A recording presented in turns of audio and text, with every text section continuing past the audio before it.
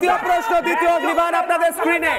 এক সেকেন্ড, দ্বিতীয় প্রশ্ন শিশির বাবুর কাছে যাব। দ্বিতীয় অগ্নিবাণ নিয়ে শিশির বাবুর কাছে যাওয়ার আগে দ্বিতীয় অগ্নিবাণ বাংলায় নির্বিঘ্নে ভোট হতে গেলে, বাংলা বাঁচাতে গেলে চাই রাষ্ট্রপতি শাসন। প্রশ্ন থাকছে, শুভেন্দু অধিকারী বলছেন ভোট না হলে রাষ্ট্রপতি শাসন জারি হবে। সরাসরি যাব শিশির বাবুর কাছে। শিশির বাবু, রাষ্ট্রপতি শাসনের কথা বারবার উঠেছে, আপনাদের এমপি এমএলএরা যখন মার খেলেন তখনও সেই কথা উঠে আসছিল। এবারও শুভেন্দু অধিকারী বলছেন যদি এসআইআর না হয় তাহলে ভোট হবে না, ভোট না হলে রাষ্ট্রপতি শাসন হবে। বাংলা বাঁচাতে ভোট হতে রাষ্ট্রপতি শাসনের প্রয়োজন পড়ে যাচ্ছে এবার, বলুন শিশির বাবু। দেখুন, ভারতীয় জনতা পার্টির নীতি রাষ্ট্রপতি শাসন করে নির্বাচন করানোর নেই। একটা তথ্য আপনাকে দিই, আমাদের দেশে গোড়া থেকে আজ অবধি প্রায় 120 বার রাষ্ট্রপতি শাসন হয়েছে। শুধু 1977 সালে 15 বার হলো রাষ্ট্রপতি শাসন, আর প্রত্যেকবার যে সরকারকে সরানো হলো ওরা ক্ষমতা পক্ষে ছিল, ছিল। একটু আমি ইতিহাসে বলার আমার ইচ্ছে, তাই জন্য বলছি।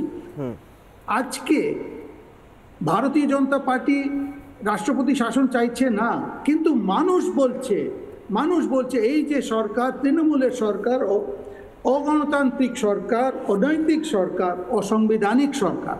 তাই জন্য মানুষ বলছে এখানে রাষ্ট্রপতি শাসন নিয়ে আসুন। আর একটা জিনিস আপনাকে বলি, এসআইআর সারা দেশে ঘোষণা হয়েছে, এখানে পশ্চিমবঙ্গ আলাদা যাই বলুন ওসব কিছু হয় না। এসআইআর না হলে ভোট হবে না, এটা তো পরিষ্কার। আর এসআইআর ভোট না হলে আমাদের সংবিধানে যে আছে সেটাই হবে। যদি ভোট না হয়, সরকারের মেয়াদ যখন শেষ হয়ে যাবে 15 মে না কত 2026, ও সরকার চলে যাবে।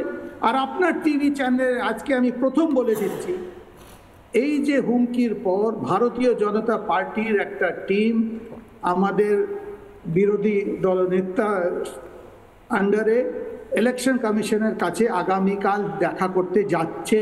এটা ব্রেকিং নিউজ, একদম ব্রেকিং নিউজ দিচ্ছেন আপনি শিশির বাবু। আরো একবার যদি বলেন দর্শকদের উদ্দেশ্যে, কিশলয়ের অগ্নিবাণে ব্রেকিং নিউজ, মমতা বন্দ্যোপাধ্যায়ের কোট আনকোট হুমকির পরে ভারতীয় জনতা পার্টির টিম যাচ্ছে ইলেকশন কমিশনে। আরো একবার শিশির বাবু। এই যে মমতা ব্যানার্জি যে হুমকি দিয়েছেন, এটা ছোটখাটো হুমকি না। এখন অবধি উনি হুমকি দিয়েছিলেন সরকারি কর্মচারীদের, তোমরা আমার অধীনে আছো, আমরা তোমাদের ভাগ্য বিধাতা, এইসব। এইবার কিন্তু হুমকি হচ্ছে ইলেকশন কমিশন অফ ইন্ডিয়ার দিকে, এটা কেউ মেনে নেবে না। তাই জন্যে আগামীকালই ভারতীয় জনতা পার্টির একটা দল যাচ্ছে আমাদের এলওপি নেতা প্রতিপক্ষর লিডারশিপে ইলেকশন কমিশনের সঙ্গে দেখা করতে।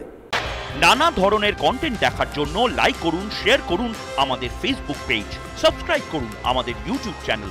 পাশাপাশি অন্যান্য ব্রেকিং নিউজের জন্য অবশ্যই চোখ রাখুন রিপাবলিক বাংলায়।